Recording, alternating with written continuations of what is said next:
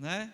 De repente alguém não, porque se for uma pessoa ninguém vai ligar, mas um cachorro é atropelado na rua. Mas se for um ser humano ninguém vai ligar para isso. É atropelado, mas aí tem a testemunha que anota a placa, a cor do carro, tira uma foto do motorista, porque foi um animal. E vai servir de testemunha para poder acusar aquela pessoa. Mas não é desse tipo de testemunha que a Bíblia está falando. Eu fui olhar, e eu sou curioso demais, eu fui olhar no original o que era. E o original dessa palavra testemunhas aí é martos, que vem do mártir, de pessoas que vivem, que tem não são somente testemunha, mas tem testemunho.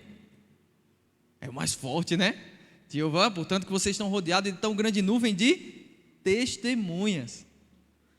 Aí quando a gente vai olhar o significado da palavra martos, ela fala tanto dos mártires que já morreram, quanto dos mártires que ainda vivem.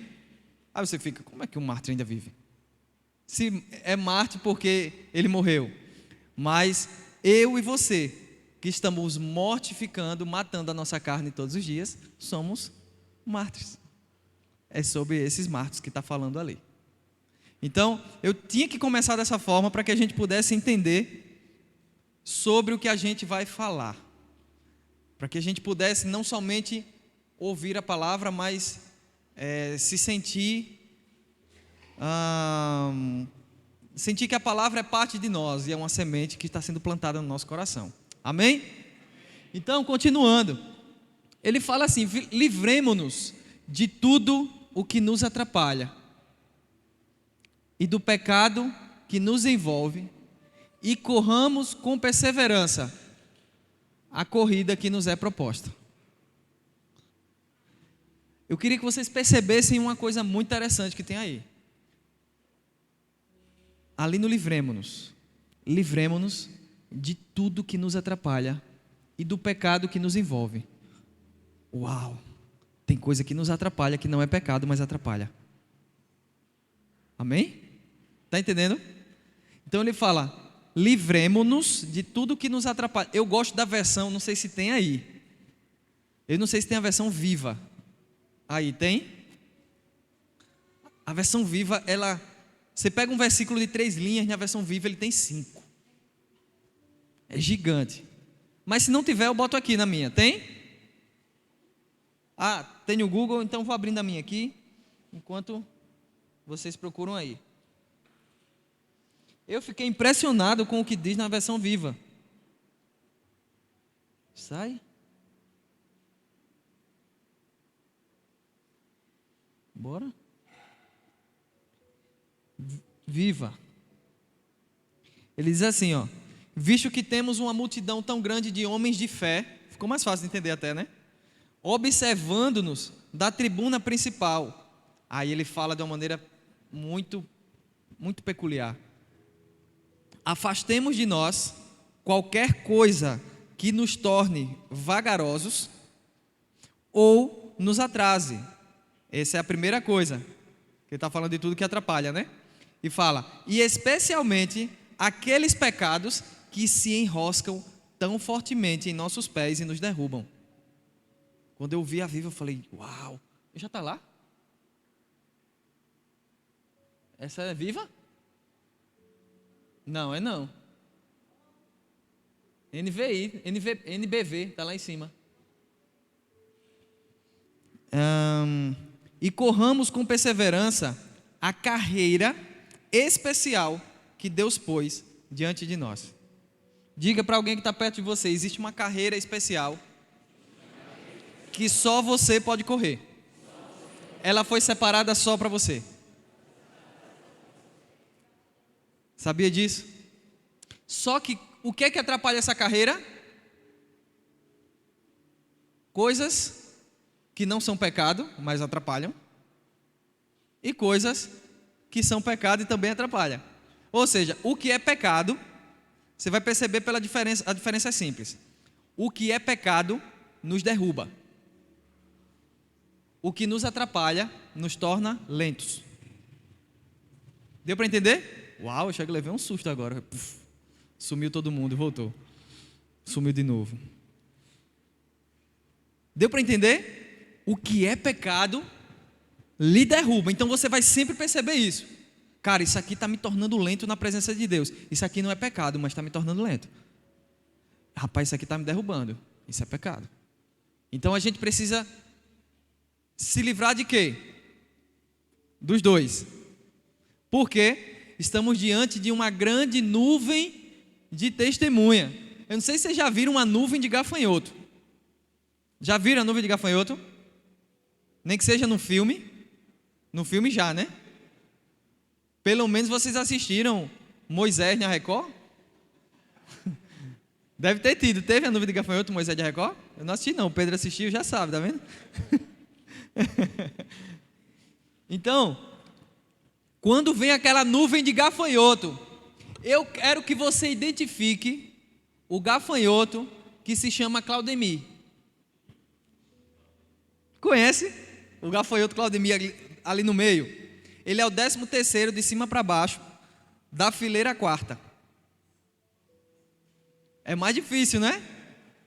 Quando se fala de uma nuvem de testemunhas, está falando de uma multidão de pessoas que tem o mesmo propósito, vive o mesmo chamado, vive da mesma forma e serve o mesmo Senhor. Por isso que Paulo fala: há um só Deus, há um só corpo, há um só Espírito e um só batismo de amor. Amém? Então, quando se fala dessa nuvem de testemunha, está falando exatamente de pessoas que têm o mesmo chamado. Qual o chamado? Estou falando do chamado celestial, de viver a vida de Deus. As formas que esse chamado vai se destrinchar, aí cada um vai ter uma forma diferente de executar e de viver o seu chamado em Deus. Amém? Até aí está fácil? Tranquilo? Não deixem que a dúvida aconteça. Então, ele fala que nós devemos correr com perseverança, certo? A corrida que nos é proposta. Quando fala de corrida aí, no original, ele está levando a gente a entender que é sobre arena, um local de luta, de guerra, de pancada. Inclusive ele fala, tem uma parte lá do original que fala algo como se fosse tipo aquele coliseu, que as pessoas competiam lá dentro, né? E tinha também a parte que os cristãos eram comidos vivos por leões, essas coisas. Mas o que ele está falando é de um local, de uma batalha própria. Existe uma batalha própria para você, que é diferente da minha, que é diferente da pessoa que está do seu lado, que é diferente da pessoa que está atrás. Existe uma batalha que é só sua. Ninguém vai batalhar por você. Ninguém. Muitas vezes nós temos um grande problema nisso, porque nós achamos que a nossa batalha é mais difícil do que a do outro. Nós acreditamos que a nossa batalha é mais difícil de lutar. Mas se fosse assim, Deus não teria escrito em sua palavra que não existe uma luta que nós passamos ou provação que não possamos suportar. Antes Deus dará o escape. Não é isso que a palavra de Deus diz? Então, isso quer dizer que independente da sua batalha ou da minha, a minha pode ser fácil para você e a sua pode ser fácil para mim. Mas a minha não é fácil para mim, nem a sua vai ser fácil para você. Amém até aí? Tranquilo? Então, só que como é que a gente vai diferenciar esses dois tipos de pecado? E por que eles fazem isso? Você sabia que, na minha opinião, viu gente? Minha opinião, o mais perigoso é o que atrapalha e não o que derruba? Oi? Pessoal, o mais perigoso, para mim, é o que atrapalha e não o que derruba. Sabe por quê? Quando você peca, você sabe que pecou? Mais fácil de identificar, né? Não sei quem já andou no centro, meio-dia, no dia 24 de dezembro. Alguém já andou? Já? Como é? É o pior dia para se andar no centro. E o pior horário. E aí você vai andando e sempre tem uma senhora ou um senhor de idade na sua frente, andando devagar com os braços semi-abertos. E você não consegue passar. Aquilo ali lhe deixa vagaroso. Mas aquela batalha da lentidão, você acredita que vai vencer em algum momento. O que é que você diz? Quando eu passar desse velho, eu vou andar mais rápido e consigo me recuperar. Não é? Mas, se você andando no centro, principalmente as mulheres, que homem não faz isso, homem é homem, não anda de salto alto. A mulher de salto alto pisa no buraco daquele, do centro, e leva uma queda. Da queda ela arranha o joelho e suja a roupa. Agora ela foi derrubada. Ela vai querer ir novamente naquela audiência que estava marcada? Para ela ir, fazer alguma coisa muito importante, num local que está todo mundo cheirosinho? Não, ela vai parar e vai retornar para casa, vai se ajustar novamente para poder ir para aquele lugar. Então, o reconhecimento da queda no pecado, ele nos faz voltar para Deus e consertar aquilo que nós estávamos errados. Amém? Agora, aquilo que nos atrapalha, nos faz acreditar que mesmo em lentidão, nós iremos chegar lá. Como já dizia a tartaruga, devagar e sempre. Certo? Devagar e sempre. Não tem problema.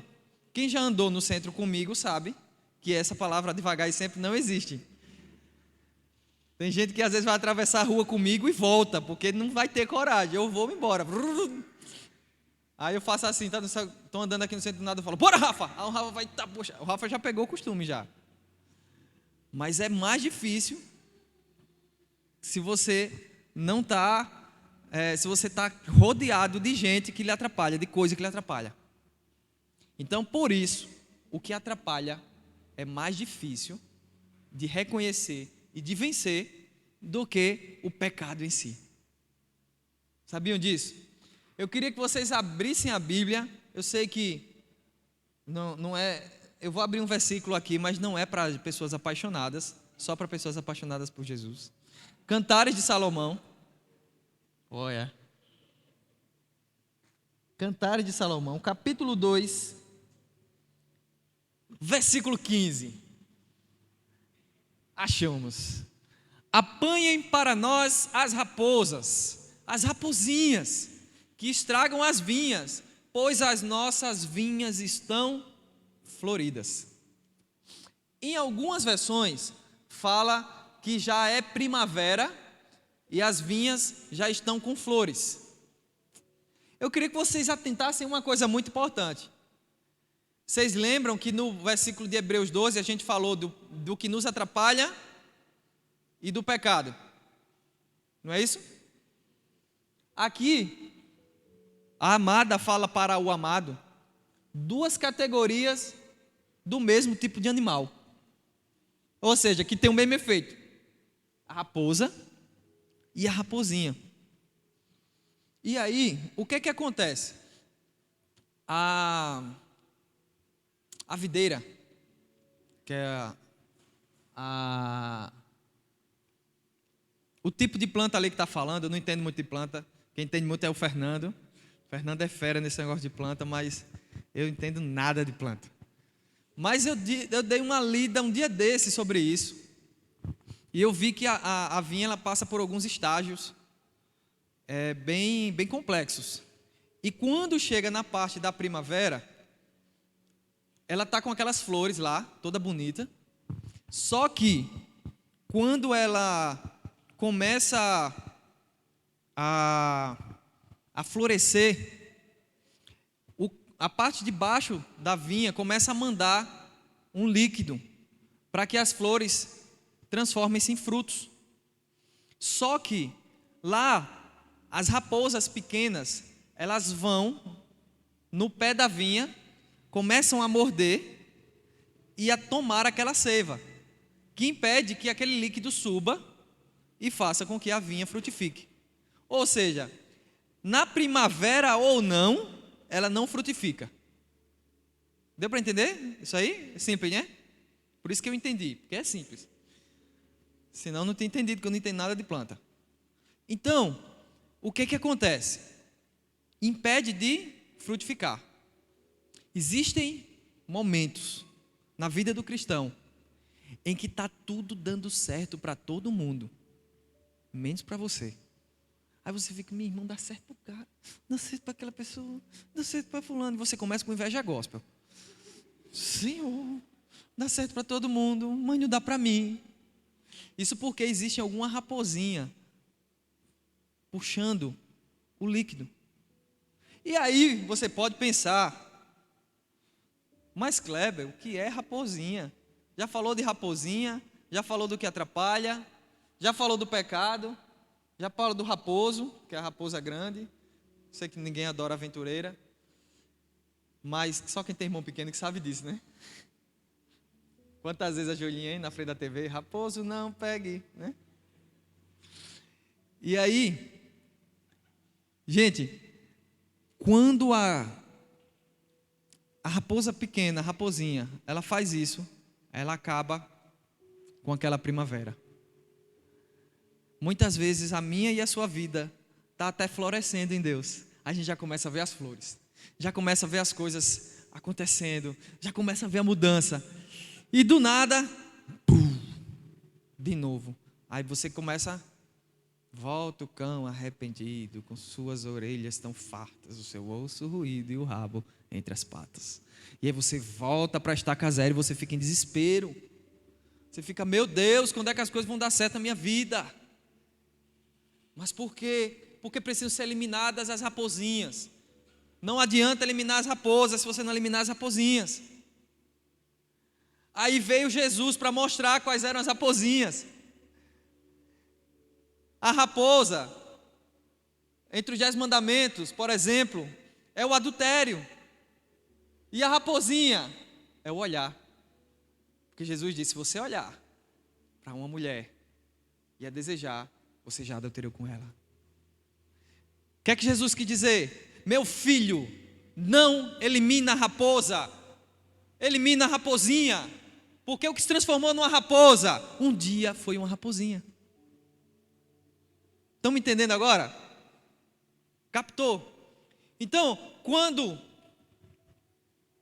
a gente fala, aí o cara chega, cara, eu estou com uma dificuldade, poxa, estou caindo em fornicação, só vivo coisando com as meninas, não posso ver uma menina que estou desesperado e tal. Quando a gente vai olhar o histórico, se eu olhar a lupa desse cara do Instagram, eu fico em pecado 6 anos. Se eu digitar um X na busca dele, acabou. Vocês estão rindo porque vocês sabem o que é o X, né? Vai cair logo no X vídeos. Vai cair logo em pornografia. Aí você não elimina a raposinha. Aí você diz, não, mas a pornografia já é um pecado. É. E os princípios? E as conversas que muitas vezes você tem na escola, na faculdade, no trabalho. Às vezes passa uma menina, aí o seu amigo de trabalho diz, menino, é para ali. E é um vício, o povo só fala morena, né? Olha que morena, para urubu só falta as penas. Aí, não é racismo não, gente, é só uma brincadeira só para rimar, pelo amor de Deus, não estou brincando. E aí, o cara, você já vai, já, poxa, pronto. Deixou a raposinha puxar aquilo que podia estar florescendo. Estão me entendendo? Precisamos eliminar a raposinha. Gente, qual a distância mais segura de um precipício? O mais distante possível. É engraçado que no precipício, ninguém vai para a ponta do precipício ali, 100 metros de distância ali para baixo e fica assim, ó. Se eu cair, a tua mão vai me segurar. Ninguém faz isso. Mas, quando está de chamego com a menina, Não pode, não vou beijar na sua boca não, vou dar um beijo na sua bochecha. Aí dá um beijo na bochecha e vai soltando bafo. De house. Para gerar aquela paixão pelo outro. Para gerar aquela vontade. Aí, teve eu já conversei com algumas pessoas sobre isso.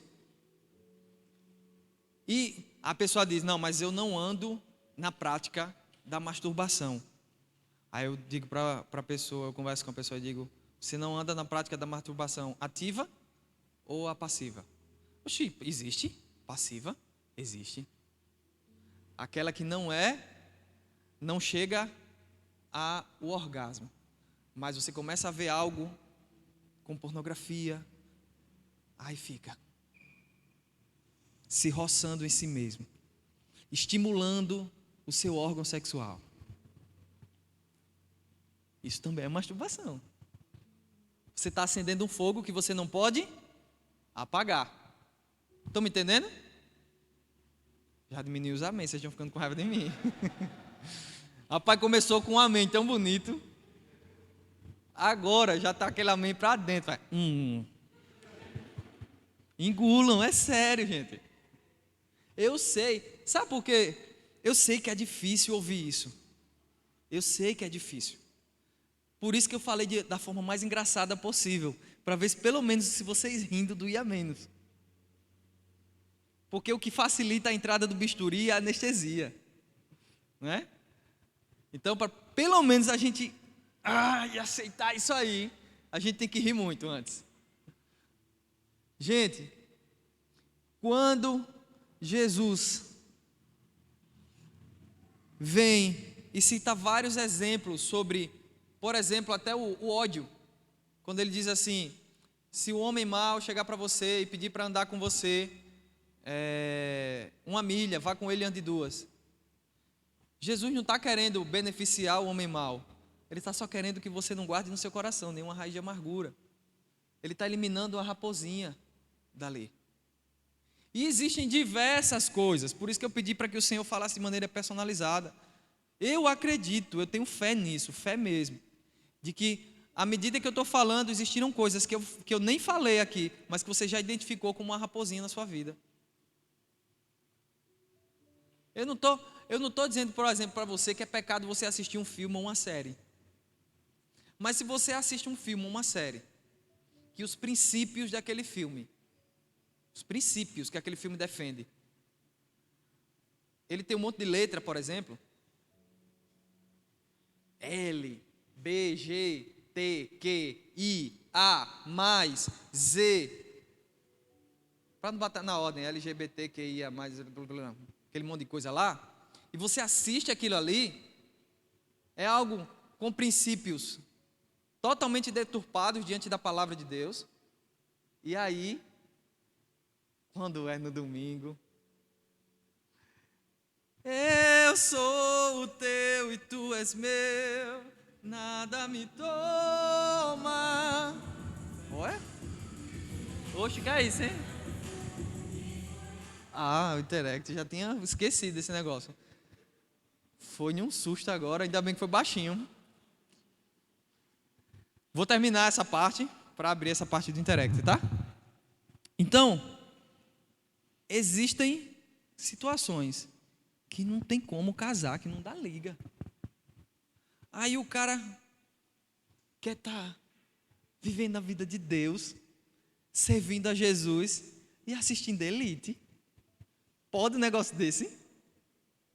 Uma das séries mais nojentas da Netflix.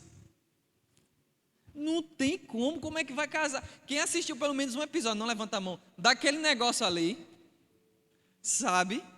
É homem com homem, mulher com mulher, deve ter homem com bicho também, deve ter tudo que não presta. É casal, trisal, quadrisal, é tudo que não presta, pô. Aí você enche a mente daquele negócio ali.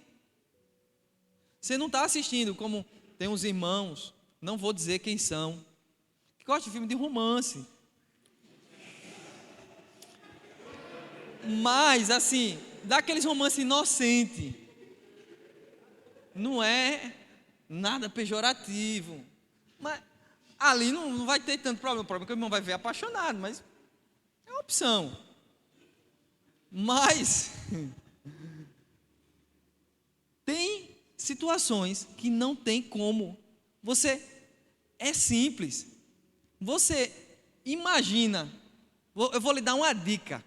Uma dica. Antes de você assistir uma série ou um filme, você teria coragem de recomendar ele para o seu discipulador? Está resolvido, pronto. Antes de escolher, você pensa na recomendação. Está resolvido. Teria coragem se tivesse, está de boa. Me recomendem, meus discípulos. Me recomendem séries e filmes. Certo? Deu para entender até aí? Vamos para a parte do Interact agora. No Interact vocês podem perguntar qualquer coisa relacionado ao tema, pelo amor de Deus, que a gente está trabalhando. Para ninguém perguntar para mim qual é a fórmula de Bhaskara. De repente alguém chega, Kleber, qual é a fórmula de Bhaskara mesmo? Alguém tem alguma pergunta aí nesse tema? Larissa já está aposta aí.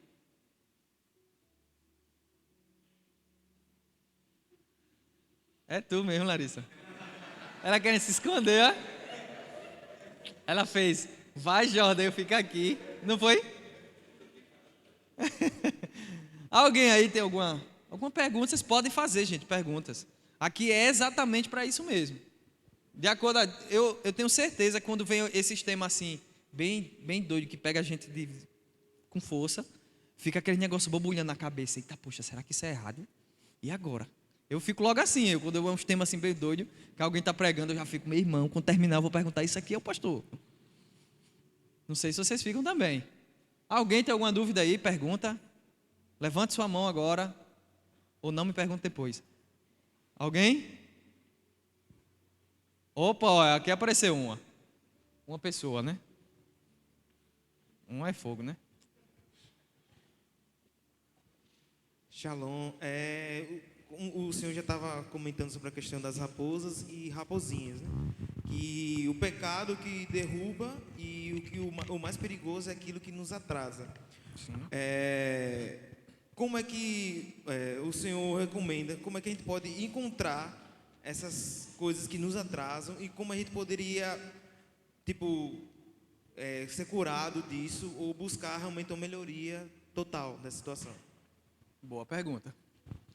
Primeira coisa, como é que a gente pode ser curado disso? Eu não diria curado. Por quê? Porque na nossa natureza, todo dia brota uma coisa ruim. Eu fico impressionado comigo. Como é que eu tenho tanta criatividade para coisa ruim?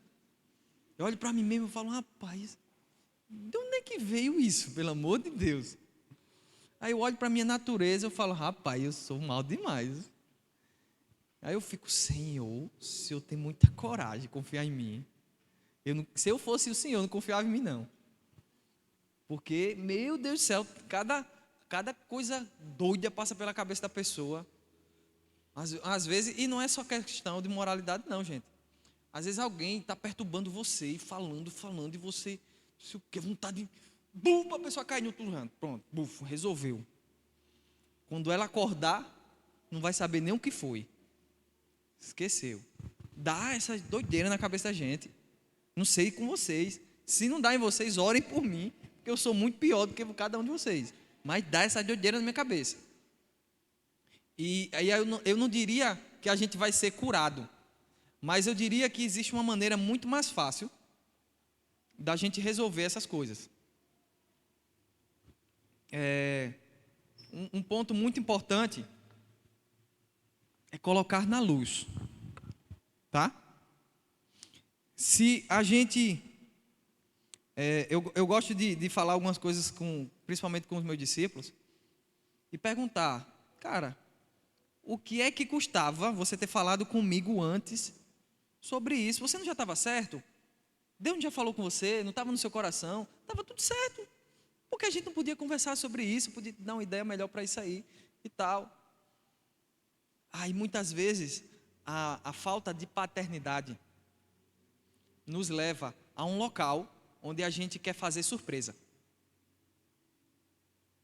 Pode olhar, se você não teve pai, você vai se ver dessa forma. Se você teve, você vai ver outras pessoas dessa forma.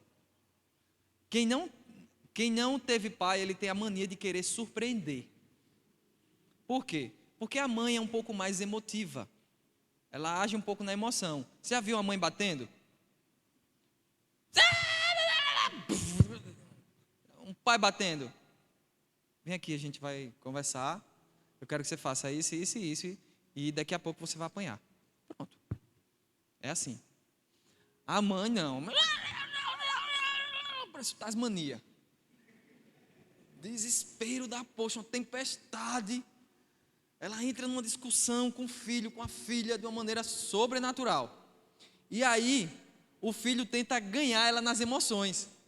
Quem foi criado só com a mãe, sabe? Aí você chega querendo trazer uma surpresa diferente, uma coisa diferente para ela. Você viu que a sua mãe está emburrada com você. Quando está emburrada, vai levar os pratos e começa a reclamar. Isso tudo eu nessa casa, sou eu que faço isso, ninguém faz nada, e Aí o filho vai e diz, vou fazer uma coisa diferente. Aí acorda de manhã, vai fritar um ovo, queima o ovo, leva para a mãe e diz assim, mãe, eu fiz para a senhora. Meu filho, você nunca fez um ovo, a primeira vez que você fez um ovo, queimou o ovo. Você não podia ter me perguntado como é que faz esse ovo? Não, mas é que eu quis fazer uma surpresa. O pai não. Com o pai ninguém fica procurando fazer surpresa com o pai. Com o pai é o seguinte, pai, eu estou pensando nisso aqui. Tá, meu filho, vai por aqui, pode ir. Porque o pai confia mais. A mãe não, é um medo. E se aconteceu isso? E se acontecer aquilo? E se acontecer aquilo outro? E o menino já nasce nesse processo. Então, por isso essa geração tem essa dificuldade de andar na luz. Ela não quer andar na luz, porque ela quer estar sempre fazendo surpresa. Só que a surpresa, na maioria dos casos, é um desastre. Entendeu? Aí tem essa dificuldade de andar na luz. É tão fácil chegar e conversar com alguém mais maduro. Vai chegar um período na vida de vocês, porque quando a gente é adolescente e quando a gente chega na juventude até os 30 anos, a gente tem certeza de tudo que a gente está fazendo. Além de ter certeza de tudo, cada coisa que a gente faz é a última oportunidade que a gente tinha para fazer aquilo. Não haverá outra, é minha última chance. Parece que depois daquele dia, se você não conseguiu fazer aquilo, você vai morrer. E aí, quando a gente passa dos 30, a gente começa a pensar assim, rapaz, não é que eu não sei de tudo mesmo na vida? Não é não, Madison? O cara não começa a pensar assim? Minha mãe estava certa, meu pai estava certo. E aí a gente começa a consultar mais. Não é não, Fagner? Tá vendo? E quando chega nos 40, não é não? Enfim, a gente começa a viver diferente. Então, o primeiro ponto e mais importante é esse do andar na luz. O segundo é projetar na luz da palavra, projetar. Como é que a gente projeta? Se a gente olha e vê que aquilo é uma coisa pequena, a gente vai imaginar que aquilo um dia pode ser algo grande. Então você olha para aquilo ali e você diz, rapaz, se isso aqui crescer mais um pouquinho, o que é que vai ser? Será que ele vai se tornar uma raposa, um gato, um macaco, um leão, um urso? A gente tem que olhar o que é. Entendeu? Então quando a gente projeta aquilo maior, a gente vai conseguir entender. Por isso que Paulo, ele fala sobre isso para a gente não acender um fogo que a gente não vai poder apagar. O que é que ele fez? Ele projetou algo maior. Ele disse, olha, isso aqui vai dar errado, pô. Olha, quando vocês chegaram perto do outro, que só acendeu o fogo e disse, daqui a gente para. Então, a gente para uma vez, para duas, para três. Tem os que é mais forte, para 5. Tem os que é quase o Cona, para 10. Mas depois não para mais não. Depois é mão naquilo, aquilo na mão, a boca naquilo, aquilo na boca e acabou, meu amigo. É só doideira daí para frente. Não tem para onde correr. Ficou claro? Outra pergunta. Tiago?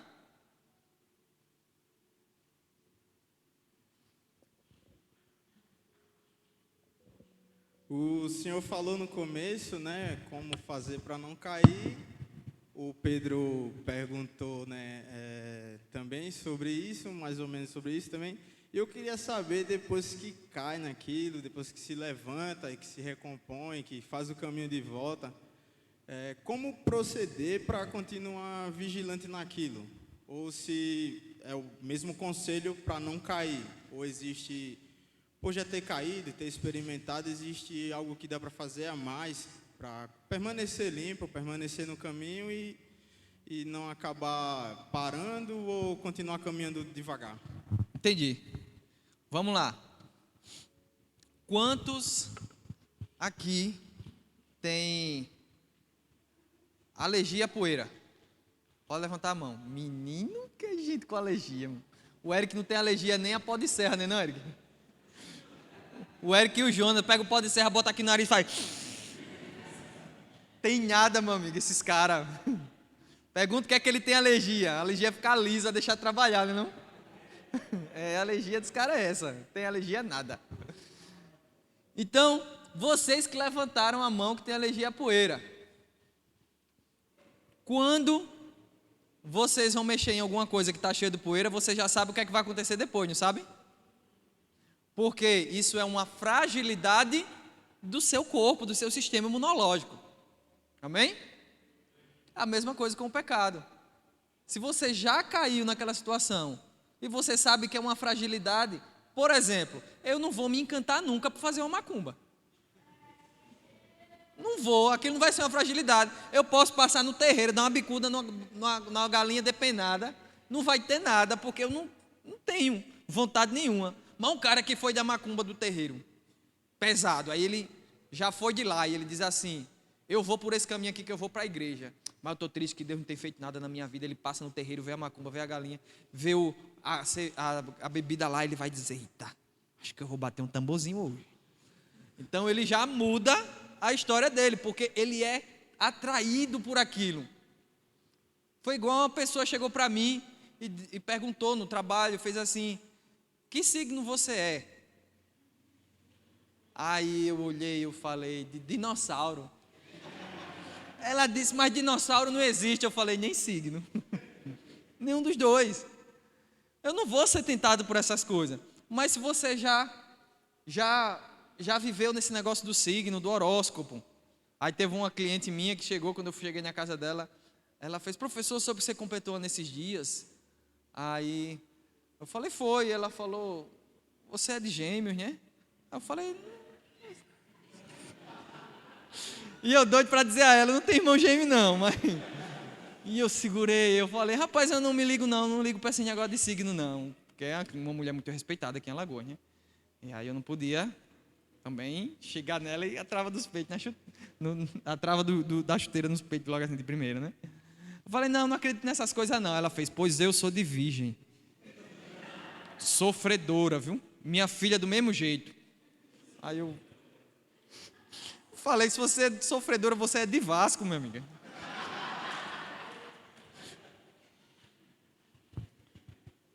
Não tem como ser outra coisa. Então, a melhor maneira, exceto nessa... Não pode falar isso não. Mas a melhor maneira é se prevenir. Se vacinar. Se é que vocês me entendem o que eu ia dizer antes. A melhor maneira é se precaver, se vacinar. Já caiu naquilo ali? Pronto. Aquilo ali já vai ser algo que eu tenho que manter distância. Por exemplo, eu tenho que manter distância gigante de mofo e de cloro. E quando junto os dois, parece que entra uma aranha na minha garganta e eu fico 3 semanas sem conseguir nem cantar direito. Então eu já sei que eu não posso chegar perto desse negócio, que aquilo ali vai me destruir. Agora não fique testando aquilo que você é imune, né? Pelo amor de Deus. Principalmente quando se diz respeito ao pecado. Outra pergunta. Só mais 2 para a gente dar continuidade e finalizar. Ali o Igor. Vaqueiro velho. Tá certo. Kleber, dentro do contexto familiar, como identificar quais são as raposinhas que agem no relacionamento entre pais e filhos? Perfeita. Rapaz, essa pergunta foi pouco, viu? Sabe o que é que acontece, queridos? Ó, eu vou falar o que eu falo pra mim, tá? Eu tenho que ser muito burro. Tô falando o que eu falo pra mim. Eu tenho que ser muito burro para acreditar que os pecados dos meus pais não vão me afligir. Aquilo que seu pai e sua mãe viveu, exceto aquilo que você não sabe, mas aquilo que você sabe, com certeza vai lhe afligir. Por exemplo, sua mãe casou grávida. Se ligue, você pode ser a próxima. Seu pai teve mais de um casamento. Se ligue, você pode ser o próximo. Estão me entendendo agora? Agora vocês estão juntando, né? Estão lembrando dos pais, estão lembrando de vocês. Rapaz, não é mesmo? É por isso que isso vem sobre minha vida? É exatamente. Seu pai é um cara grosso. Se ligue, você pode ser um cara grosso. Não é não? O seu pai mente muito. Se ligue, você vai ter essa inclinação para mentir. Então, você vai identificar da melhor maneira possível. Olha para o teu pai e olha para a tua mãe. E você vai identificar os pecados que possivelmente vão chamar a sua atenção, para que você os pratique. Porque aquele pecado que chama a sua atenção na sua casa é cultural. Se é cultural, você reproduz aquilo ali. Estão entendendo? Se o pecado de uma outra casa, para você não está nem aí. Às vezes tem uma família que tem umas tendências meio estranhas. Os homens jogam a pedra com a mão esquerda. Assim. Aí você olha assim e você fala, poxa, isso aí não está na minha cultura, não tem nada a ver comigo. Aí você está de boa, porque não é algo que é cultural. Ah, seu pai não podia ver uma barata de tanga na rua que ficava desesperado. Pronto. Pode ter certeza, é o que vai vir sobre você.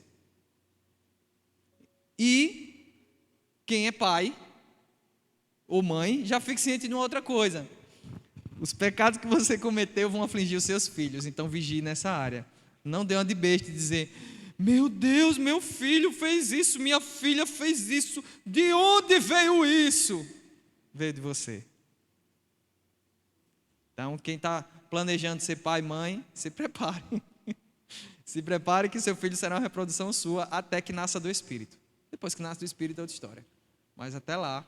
Então a melhor maneira de identificar é essa. Observando a vida, porque aí você não reproduz os mesmos pecados. Tem pai e mãe que, por exemplo, tem aquela cultura de brigar 20 dias e ficar de paz 10 dias. Aí, o que é que vai acontecer no seu casamento? Se você não acordar, vai ser exatamente isso. 20 dias brigado, 10 dias de bem. Vai acontecer exatamente dessa forma. Então, se ligue nisso. Mais uma para a gente finalizar. Alguém? Mais uma. Daquele lado, deste lado. Perguntaram aqui. Aonde? Quem levantou a mão? Eu não vi, não. Tá bom. Foi o Diogo? Hã? Não, ele apontou assim, eu fiquei, quem foi procurando? Ninguém levantou a mão não aqui. Então, aqui alguém? Não? Pronto. Então, vamos prosseguir para a gente finalizar, amém? Tá dando para entender, gente? Tá bem tranquilo? A intenção do DIP, principalmente de 18 anos para cima, é a gente trazer um tema bem aberto, para que vocês possam entender. Não é um programa de auditório, mas de entender de forma que não fique dúvidas em tudo que a gente vai falando. A gente vai usar sim a palavra o tempo todo, mas a intenção é essa, gerar essa abertura para que vocês tenham essa oportunidade de perguntar, de tirar as dúvidas.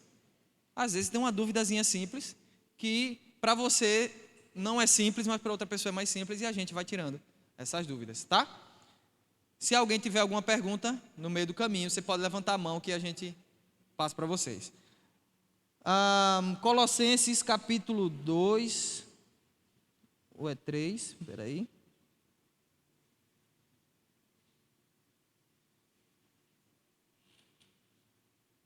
Colossenses 3:5, perdão.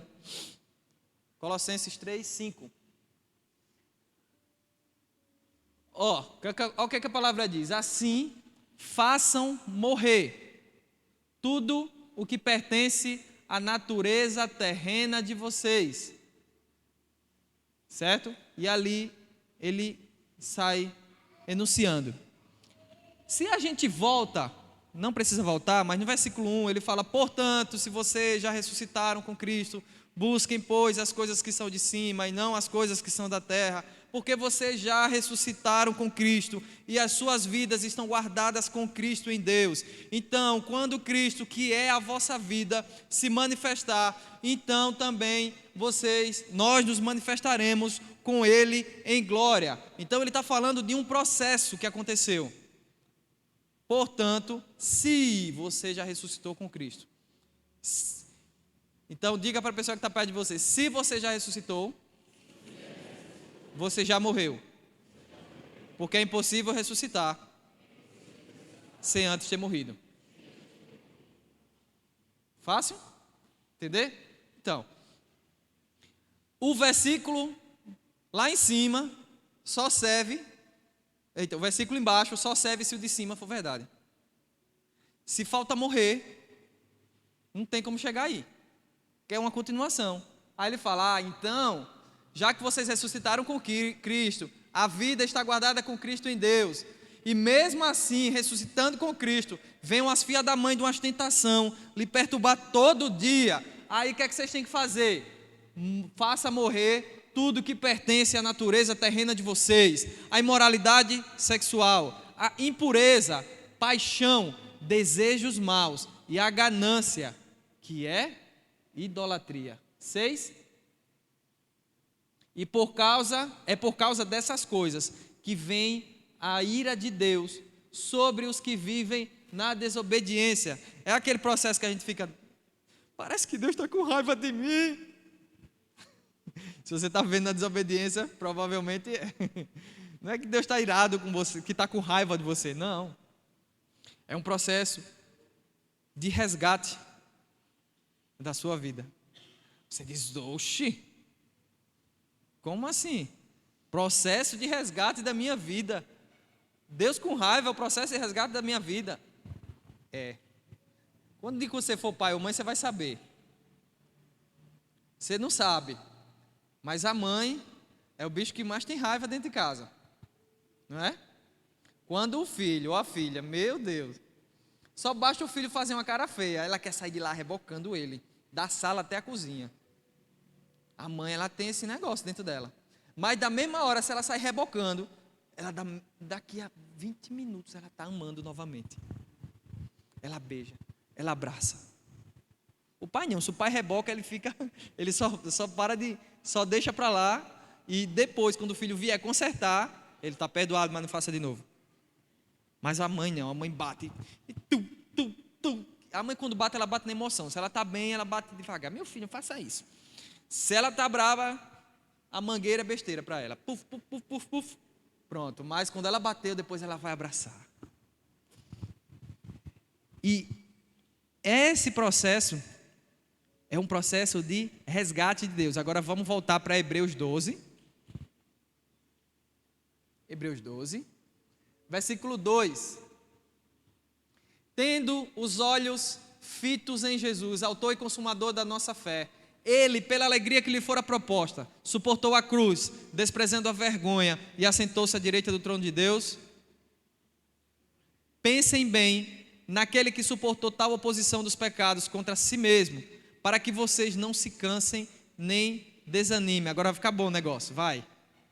Na luta contra o pecado, vocês ainda não resistiram até o ponto de derramar o próprio sangue. Uau! Deus está falando que a gente, lutando contra o pecado, nunca precisou nem derramar sangue. E a gente começa a dizer: é muito difícil vencer esse pecado. É porque ele brota da nossa natureza. É porque você fica alimentando a raposinha, porque eu fico alimentando a raposinha. Por isso que é difícil. A partir do momento que você mata a filha da mãe, e lá em isso aí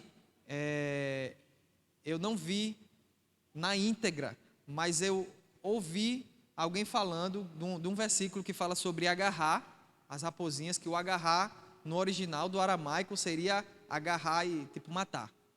Não tenho certeza disso, certo? Mas vamos para o próximo, 5. Vocês se esqueceram da palavra de ânimo que ele lhe dirige. Isso aí está em Provérbios, tá? A vocês como filhos.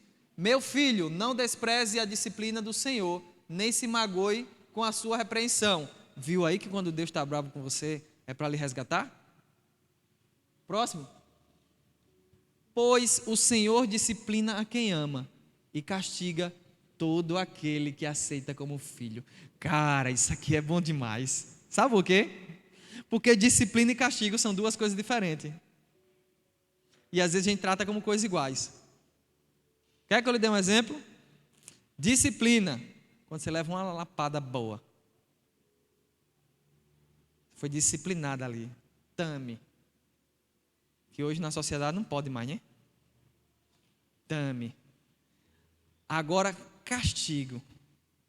Ó, eu cheguei para minha filha uma vez, disse para ela, ó, pega seu celular, bota ali em cima. Quando eu tiver vontade, eu devolvo. O castigo é martirizante. Porque a pisa bate, depois o vermelhinho sai e você está novo de novo. Já se reconstituiu, mas o castigo é duradouro. Ele vai. E você diz, até quando, Senhor? Até quando, Senhor? Até quando, Senhor? Uma vez eu falando com Deus, eu falei, Senhor, até quando essa situação vai acontecer na minha vida? E tal, e Deus foi muito específico comigo. Deus disse para mim assim, ó filho, você lembra disso? Eu falei, lembro, Senhor. Eu te pedi perdão por isso, eu sei, mas o meu castigo é para lhe disciplinar, para lhe consertar. Por isso você vai ficar 7 anos nesse processo. Falei, Deus, 7 anos? 7 anos, Senhor? Meu filho, 7 anos. E foram 7 anos, certinho. Depois do 7º ano, a chave virou. Falou, por que isso aconteceu? Aí Deus me lembrou. Eu lhe disse que você ia ficar 7 anos nesse processo. Foram 7 anos. Pronto. Resolvido. E às vezes, a gente não aceita o castigo, a repreensão e a disciplina de Deus. Sabe o que a Bíblia fala em Provérbios sobre isso? Diz que aquele que nega a vara ou o castigo ao seu filho não o ama. É forte, né? Eu sei que muitos de vocês, quando apanhavam, ficavam com raiva do pai e da mãe. Quando a minha mãe batia em mim, minha mãe fazia assim, agora vem me dar um beijo. Eu queria dar uma mordida na bochecha dela. Dê um beijo aqui na sua mãe. Ela batia e dizia, dê um beijo aqui na sua mãe. Eu vou dar uma mordida. Mas e o medo de levar outra? Falei, não vou dar uma mordida. E muitas vezes nós ficamos chateados. Deus começa a nos disciplinar e nós ficamos chateados, dizendo, também eu não oro. Mas Deus, meu filho, parece que eu preciso da sua oração. Parece que sou eu que preciso da sua oração. É você que precisa orar. Porque quando você ora, você se torna parecido comigo. A oração te torna parecido com Deus. A oração não é para convencer Deus de lhe dar alguma coisa. A oração não é para fazer Deus mudar de ideia porque Ele ainda não lhe deu aquilo ali, não.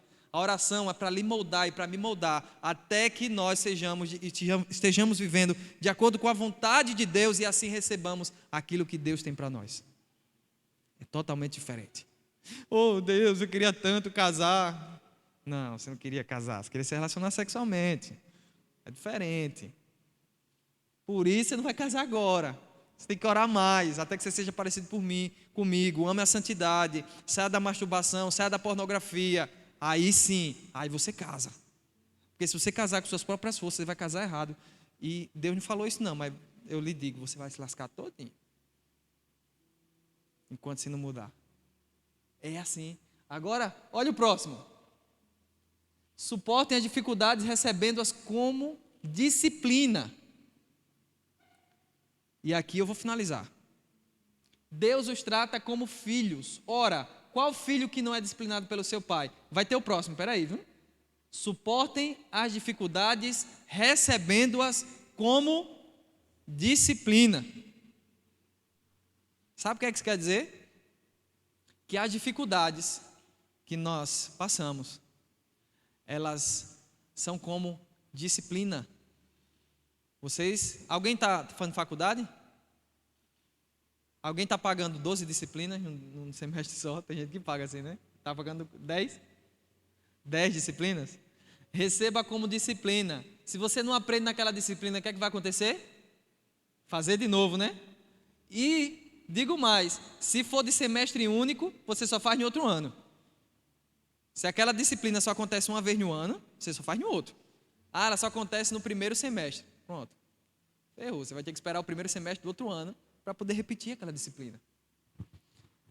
Sabe qual é o grande problema da nossa sociedade? Ela não aprende como disciplina. Gente, entendam, a dor, o sofrimento, a provação, ela é uma disciplina. E se ela é uma disciplina, e você não aprende com a dor, você não aprende com o sofrimento, sabe o que você está fazendo? Eu mereço de novo apanhar e sofrer. Precisamos aprender com a dor. Precisamos aprender com a disciplina. A disciplina, ela vem para nos modificar, para nos moldar, para nos transformar. Aí você passa por um período de disciplina, um período de sofrimento, e depois daquilo ali você não aprende nada. Você tem que aprender pelo menos com a dor. A dor tem que lhe ensinar alguma coisa. Nem que seja a gemer na presença de Deus, pedindo: Senhor, me cura, me sara, me transforma, muda a minha vida, molda o meu caráter. A dor precisa lhe ensinar e me ensinar. Já pensou? Tem gente que passa por mim e faz bem assim. Quando eu faço assim, a pessoa faz: está com dor nas costas, é? Eu falei: não, a dor me ensinou. Às vezes eu estou encurvado assim, aí eu corrijo a postura. Tive muita dor nas costas. Então a dor me ensinou. Se a dor não ensinasse, eu ia andar de novo assim, do jeito que eu andava antes. Eu não sentava numa cadeira dessa, eu deitava. Eu ficava na ponta dela, e assim, a pastora passava por mim e fazia assim: ajeita essas costas, meu filho. Aí eu olhava para ela assim, só porque a senhora é pastora. Aí levantava, aí me ajeitava. Depois já ia deslizando, parecendo o Cris quando está no carro, descolado. Do mesmo jeito, lá embaixo. Chegou um dia que adquiri uma retificação lombar. A dor me ensinou. Pronto, já aprendi. Agora eu tenho muito cuidado com a minha coluna. Então a dor precisa te fazer ter cuidado com aquilo que te fez sofrer, para que você não volte para esse mesmo lugar. Agora, próximo. Se vocês não são disciplinados, e a disciplina é para todos os filhos. Uau, a disciplina não é só para mim. É isso que eu fico feliz. A disciplina não é só para mim. Quando alguém chega para mim também, algum discípulo que chega, que está fazendo as coisas erradas, eu falo: Senhor, agora é a vez dele. Agora é a vez dela. Aí eu falo: vai, Senhor, pega de jeito também. Mesmo jeito que o Senhor me pegou. Ajeita. Ajeite o fulano. E aí, ó, a disciplina é para todos os filhos. Então, vocês não são filhos legítimos, mas sim ilegítimos. Que está em cima, se vocês não são disciplinados. Sabe, queridos, existia uma classe de filhos na Bíblia que se chamavam de filhos bastardos. Os filhos bastardos, eles eram considerados filhos de uma prostituta, tá? Eram filhos que nasciam fora do casamento. Toda mulher que se relacionava com um homem e engravidava fora do casamento, ela era considerada prostituta. Hoje em dia não, nem existe mais esse nome nesse termo, que agora é profissional aí das coisas, né? Não existe mais esse termo. Então,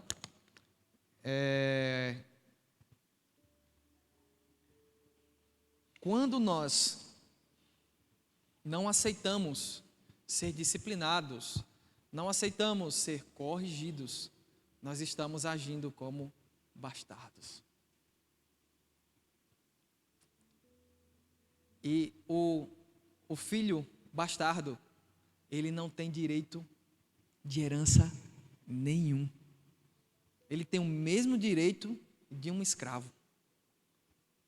O quê? Nada. Aí, eu digo para você porque minha mãe, quando ela engravidou de mim, foi fora do casamento. Ela ainda não era casada com meu pai. Então, por lei, eu seria um filho bastardo.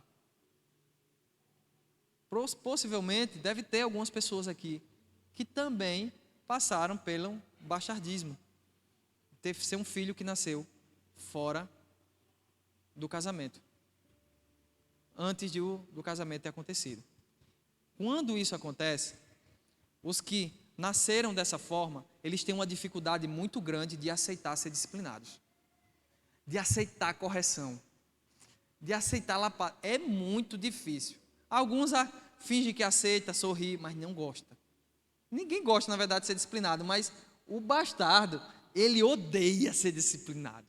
Ele é revoltado com disciplina. Ele odeia toda forma de disciplina.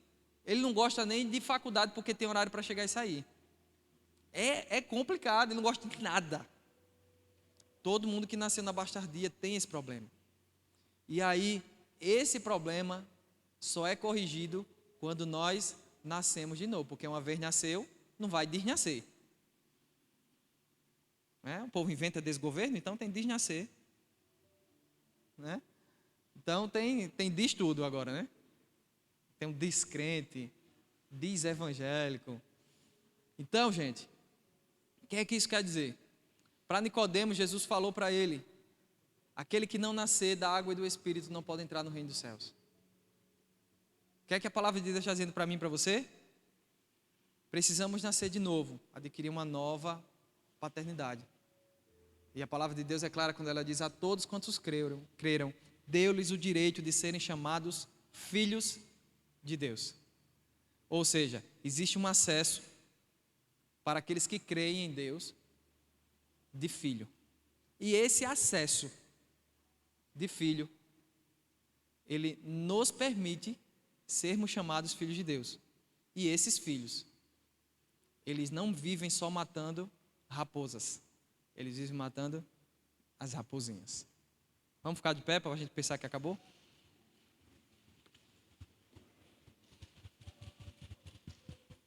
Queria chamar aqui o Ministério Louvor, por favor.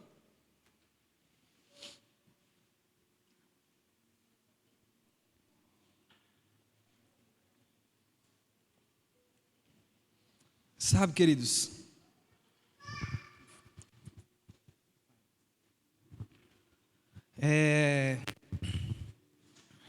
com isso, né, com essa palavra, eu acredito que todo mundo que está aqui, até o pessoal que está visitando, já é evangélico, já é cristão, já conhece Jesus. Então, eu acredito muito que foi por isso que Deus mudou. Eu estava dizendo aos meninos ali, eu tinha preparado toda uma palavra para pregar hoje, aí Deus falou, você tem ali, Deus falou, você não vai pregar isso não.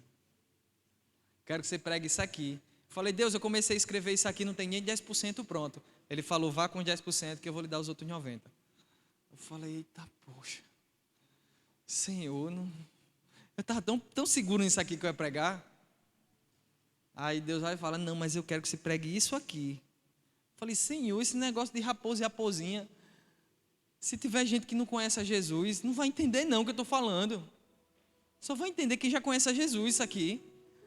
Ele falou: meu filho, eu quero que você pregue isso. Então tá, eu vim. Aí quando levantou a mão 2 pessoas de visitante, eu falei: glória a Deus. Aí quando eu olhei para as meninas concordando, eu falei: não, elas são crentes. Então, tá tudo certo. Então, o que Deus tinha para falar hoje era exatamente para quem já conhece a Jesus. Dependendo de qual igreja vocês sejam. É para quem conhece a Jesus. Não estou dizendo que possa não ter ninguém que queira se reconciliar com Jesus. Pode ser alguém que queira se reconciliar com Jesus. Mas o que Deus quer trazer sobre nós é uma renovação diferente daquilo que se diz cristianismo. Porque a palavra de Deus, ela diz que nos últimos dias muitos apostatariam da fé. A palavra de Deus, ela diz que nos últimos dias os homens seriam mais amantes de si mesmos e amantes dos prazeres do que amantes de Deus. E a palavra de Deus que fala sobre isso também diz que vai ter uma geração que o Senhor vai derramar do Espírito dele sobre toda a carne. E vossos filhos e vossas filhas profetizarão, vossos velhos terão sonhos, vossos jovens terão visões. E aí a gente vai ter que escolher de que geração a gente vai participar. Se a gente vai participar da geração do coração frio, que ama mais a si mesmo, que não está preocupado com santidade, que não está preocupado com a vida de Deus, que não está preocupado em servir a Deus de verdade, que não está preocupado em amar o Senhor, ou se a gente vai fazer parte daquela geração que vai entregar tudo para Deus, que vai cantar tudo entregarei e aquilo ali é verdade, não é mentira. Aí você diz em que geração você quer participar. E para isso Deus trouxe um parâmetro na própria palavra dele, quando ele diz assim: aquele que for sujo, suje-se mais, mas aquele que for santo, santifique-se mais. Se você está buscando santidade, saiba que você precisa santificar mais. E essa santidade que eu estou falando não tem nada a ver com aquilo que você faz para Deus, que você pode fazer para Ele. Não. É a intimidade com a sua presença. Porque muitos naquele dia dirão: Senhor, nós não expelimos demônios, não falamos em novas línguas, não profetizamos. Esses caras estavam fazendo tudo para Deus. Mas eles estavam fazendo tudo para Deus e não tinham mais Deus, porque eles começaram a viver no automático. Disseram: eu já sei profetizar. Falar em línguas eu falo em 3. Profetizar é tranquilo demais, eu já sei. É só dizer assim, diz o Senhor. Curar o enfermo, a responsabilidade não é minha, é de Deus. Eu vou orar, se Ele curar, curou. A responsabilidade não é minha de curar enfermo, é de Deus. É Ele que vai determinar se vai ser curado ou não. Mas nesse versículo não está escrito: Senhor, Senhor, eu não te busquei todos os dias, eu não buscava a tua presença, eu te amei com todo o meu ser, eu entreguei o meu corpo totalmente para ti, para viver para o Senhor, eu entreguei o meu coração para o Senhor, eu não vivi de forma diferente. Não, nenhum desses vão ser encontrados entre aqueles que dirão: teu nome não fizemos isso, aquilo outro. De forma nenhuma foi para um desviado. Até porque, se eu não me engano, é Pedro que fala em sua, ou é a primeira ou a segunda carta, perto do final ali, fala assim: se o juízo começa pela casa de Deus, o que dirá do ímpio pecador? Isso quer dizer que a ação de correção de Deus começa em nós e entre nós.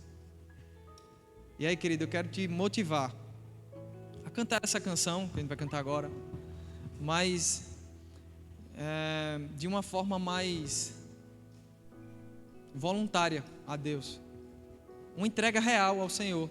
Se é isso que você quer, também se não quiser, fica à vontade. Até porque a palavra dele não fala assim: vinde a mim todos vocês. Não, é todos os que estão cansados, sobrecarregados, eu lhes darei descanso, lhes darei alívio. A palavra de Deus é que diz que ele assim: eu vim para os doentes.